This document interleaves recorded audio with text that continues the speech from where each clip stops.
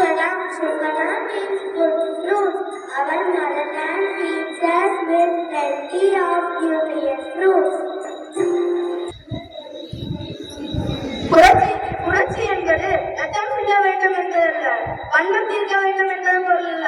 அநீதியை அழிக்க வேண்டும், அதுவே புரட்சி. நண்பர்களே, பகத்சிங் கூறியபடி நாம் சுதந்திரத்தை அடைய முழு மனதோடு பாடுபட வேண்டும்.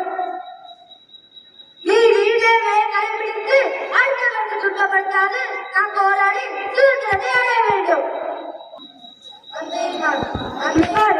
புரட்சி போராட்டம் 1919 ஏப்ரல் 13ஆம் நாள் ஜாலியன் வாலாபாக் எங்கே இருக்கிறது தெரியுமா? பஞ்சாபில் இருக்கக்கூடிய ஒரு இடத்தில் ஒரு பெரிய மைதானம். அங்கு ஆங்கிலேயருக்கு எதிராக ஒரு திரண்ட கூட்டம், மொத்தம் 20,000 பேர் அந்த கூட்டத்தில் பங்கு பெறுகிறார்கள்.